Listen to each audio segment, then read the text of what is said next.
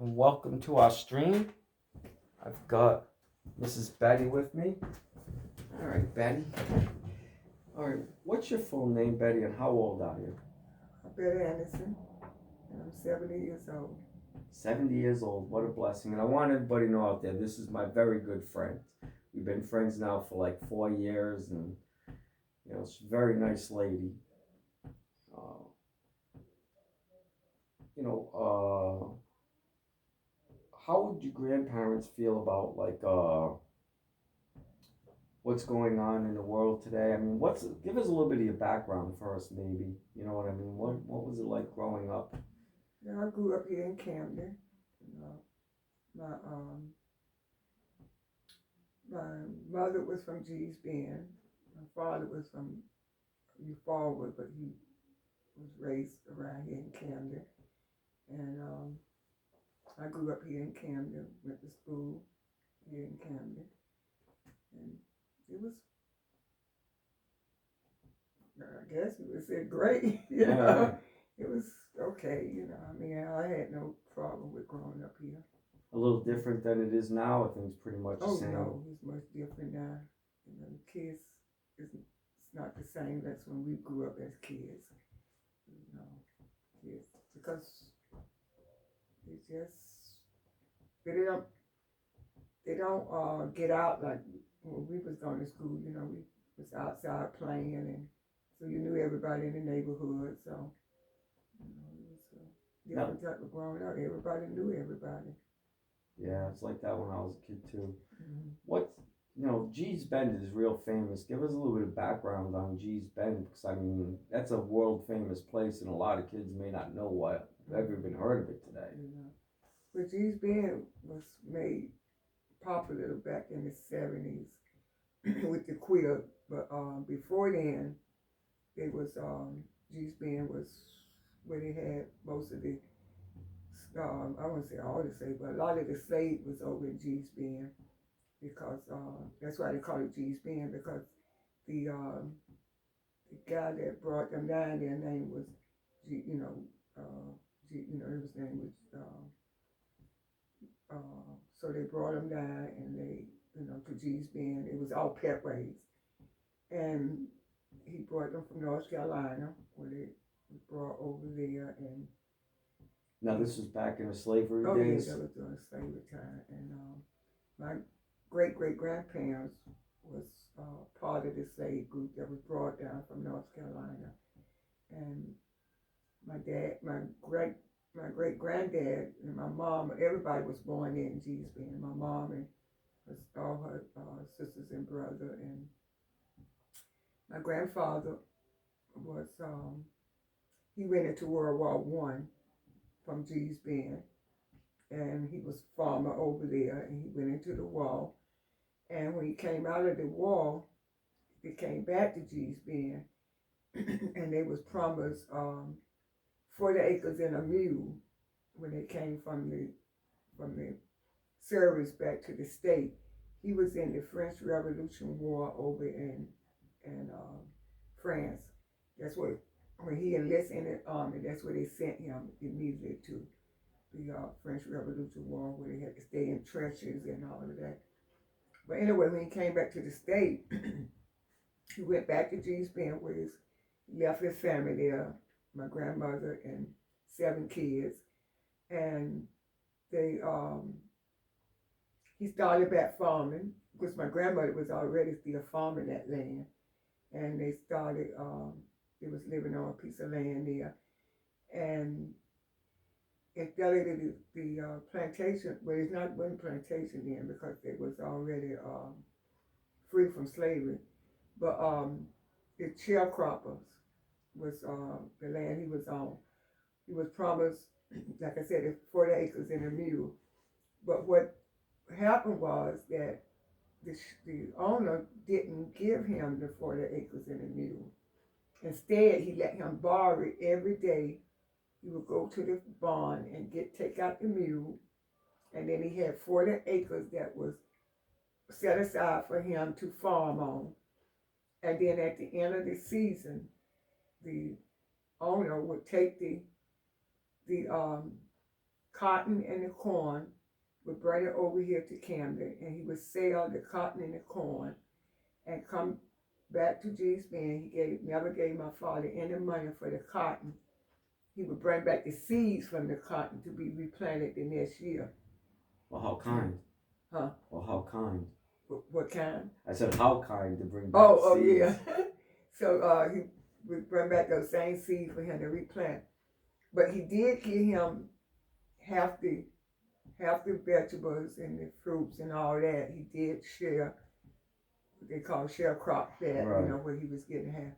So my grandmother, by doing that, and plus he also had another plot of land that my grandmother would set aside for growing stuff for the family.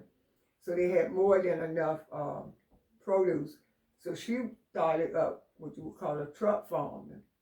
And she would get up every morning, and she would even have people to work for her that she would have to help her gather her crops and stuff. And she would go to different locations throughout the county here and sell her fruit and her vegetables, all that they wasn't going to use. And they was able to put some money aside like that. So, but what happened was, during that time, Franklin D. Roosevelt, found out what was going on with the farmers over in G's Bend. And he had them demanded, I don't know if he ever came to G's Bend or he just did it through letters or correspondence, or he sent representatives. I don't know how it was really done. But he had them to give my father and whoever else was over there in his service and was on different plantations to give them their 40 acres and their mule. So my grandfather was able to accomplish that, and he also was able, by my grandmother being putting away money here and there, he was able to buy the other land there in G's Bend. So he had quite a bit of land there in G's Bend. And while doing that, Roosevelt also started up a farmer co-op. And my grandmother was appointed the president over that co-op. And she was president over that co-op for years, up until, I would imagine, until she died. I don't know exactly, was she still the president or she was still over, but as long as it was in existence, she was over that co-op in G's Bend. And she also, during Roosevelt time in office, Roosevelt also, he had seemed to have a soft spot for G's Bend, I would say, because he did a lot for G's Bend. They even had Roosevelt houses built over there. It was Sears houses, but they were called Roosevelt houses. And my grandmother was able to purchase one of those houses, which is still there in the family tonight. We still have that house.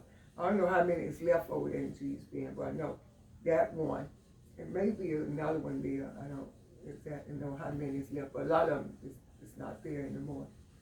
And he had chosen 3 people, along with my grandmother, to, they also weed material over there. So they was chosen to weed this material for the White House. It was given, they had to do 2 sets of material. They had to do one for the drape for the Oval Office that this was, I think, his 2nd year in office. He had already served one term and he was serving another because he was inaugurated in that suit. Right. And so he had them to do a war material for him to be inaugurated in. And it was told that he was also buried in that suit. Wow.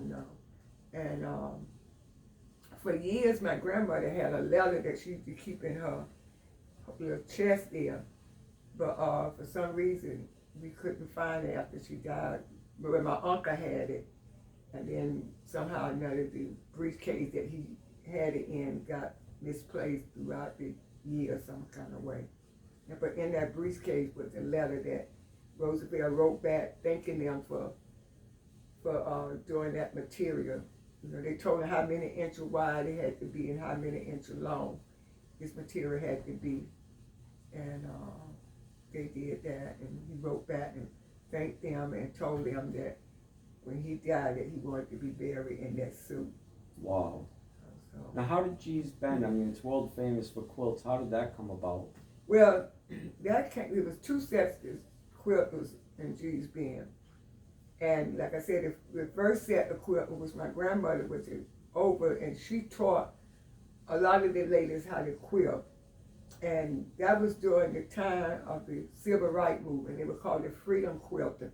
Okay. But back in Roosevelt time, there wasn't no such thing as a name. They were just chosen. They were just chosen to do that material.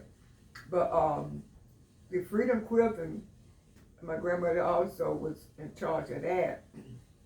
And what happened was, Father Walker during the civil rights was on his way from Selma, and he was on his way back to Mobile, and somehow or another he came through Possum Bend.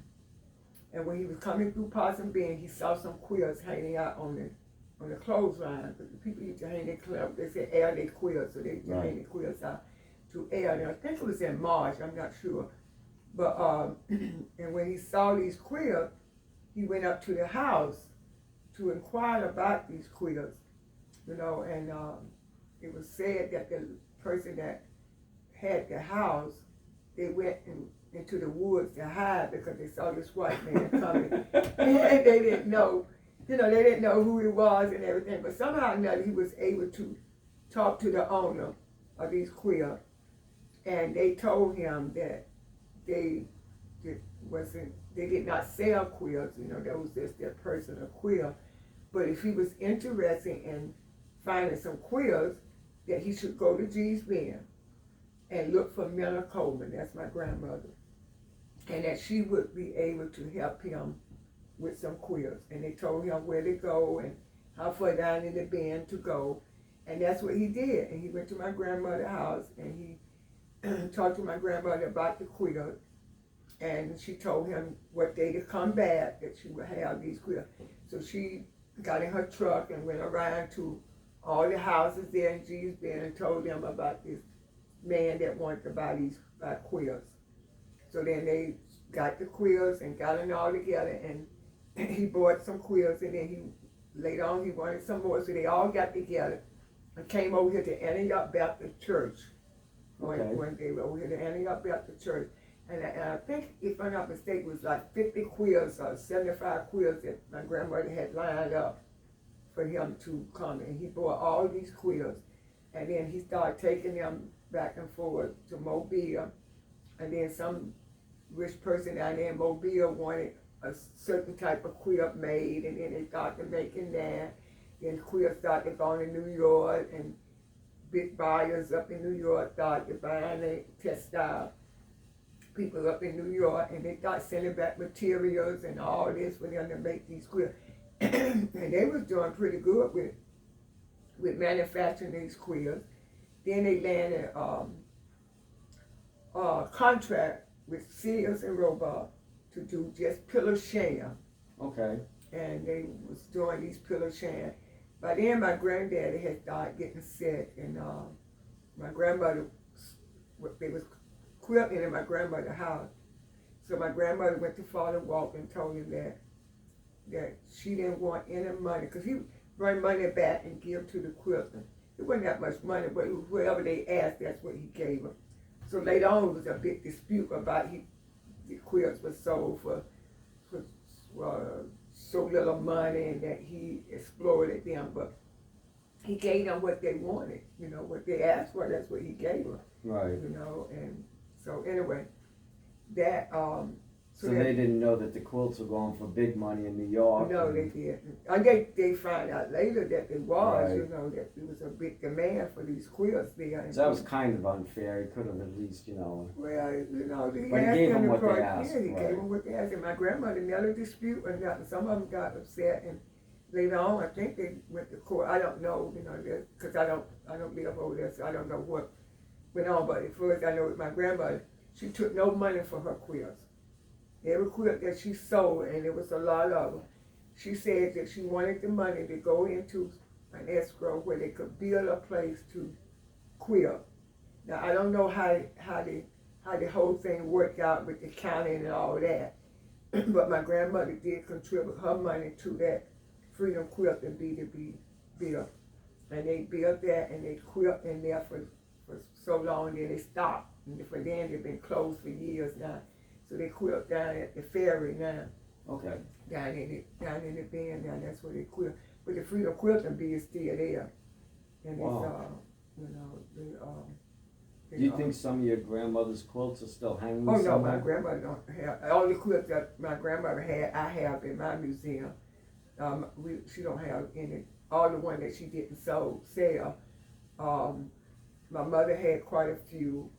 My aunt had some, and when I opened the museum, I was given all these quilts to put into the museum And display and them? display them. So she don't have anything. So you have original Freedom quilts? I have original quilts that was made out of feed sacks and cotton that they. So these are early quilts too? Oh yeah, I have quilts dated back to the 1800s. Wow. What you would call like rags because they had been laying out in the barn for years and years in the trunk. And when I came across them, they was already been eaten up with rats and in terrible condition. But me and my mom, we was able to salvage a lot of them by washing them and taking care of them and putting them to use. So I call them slave quilts because a lot of them is really in bad condition and work clothes. They're not like pretty quilts that they make now with the collectibles. Right. Collectible is a different type of quilting that they do, but a lot of them is well, I say all of them is did by machine now, but I don't have any that was did by machine. All the one that I did was it's done by hand. But when they were selling them to go to these different places, that's when they started making them by machines. Okay. They started because it was a big demand for them. And one of the most popular one is the double wedding ring. And my grandmother taught them all how to make that double wedding ring. And she always told me, if you're gonna sell any quilts to go with Father Walker, it was a double wedding ring because that's what they was in demand for. They got different types of wedding ring, but the double wedding ring is made altogether different. Wow. And that's the one that my grandmother came up with. Now, I understand that you were in the event of Bloody Sunday in Selma. Yeah. How old was you when I was that 16 happened? when we did Bloody Sunday. I was 16. Now, how did that come about?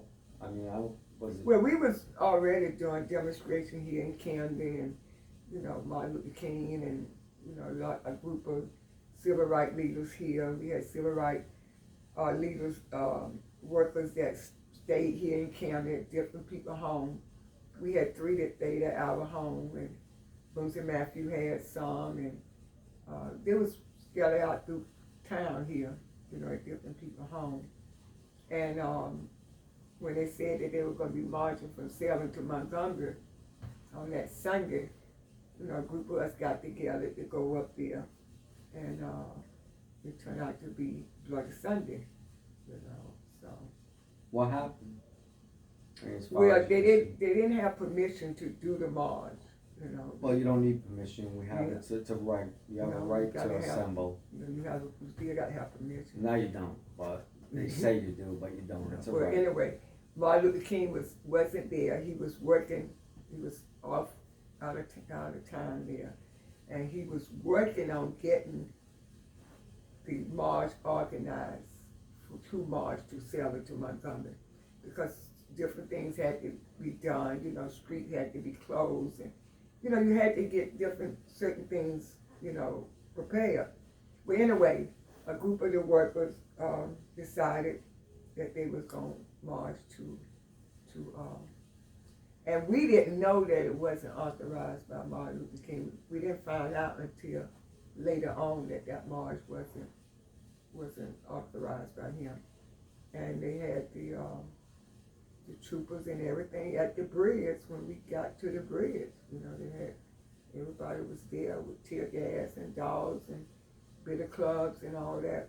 That's why they called it Bloody Sunday.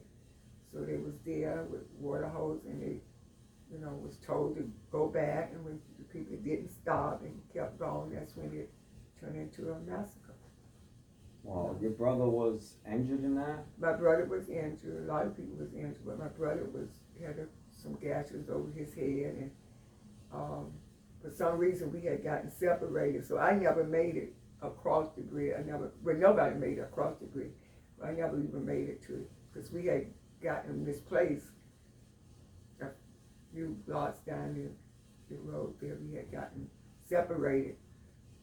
So my mother always said we got separated, just stay in one spot, don't go trying to find it. Wherever spot that you got separated at, that's where you stay. So you as the girl would stay there and the boy would find you? Yeah, right, because, my mother, we were always told that, wherever the last place when you was with him, whoever you with, it didn't have to be just that for Bloody Sunday. We was always told that. Even when we used to go off to camp or wherever, they would always say, don't go looking for nobody, just stay, because that person eventually gonna come back to that particular spot where you at. So you go moving around and everything, and you going this way and they going that way, it's not gonna be in a way that you will get lost. So that's what I did. I just stayed there, and people were still going toward the bridge, so I stayed there and on that corner, and Reverend Davis, which is a Lutheran pastor here in this area, happened to see me, and he wanted to know, where was my brother, and I said, I don't know. So he said, he said, just stay here, and I'll be right back. So somehow or another, he maneuvered his way through the crowd and got up to the bridge where my brother was, and then I imagine that's what happened. So he came back with my brother, and so then he took us all the way down to Alabama Avenue there, where he had his car there, and for us to get home safe, because you couldn't, it was just crazy there in Selma, so, if people was all gone all directions, so he had his car parked around there in some little nook and corner there, so he got us and some other kids together and brought us back through the other way. We didn't come back through Selma. We went like the way gone to Alberta, and he brought us home. And mother took my brother to the doctor the next day. It was late when we got home, and he didn't need no stitches, so he was fine. Bless him, yeah. I want to assume he was older than you.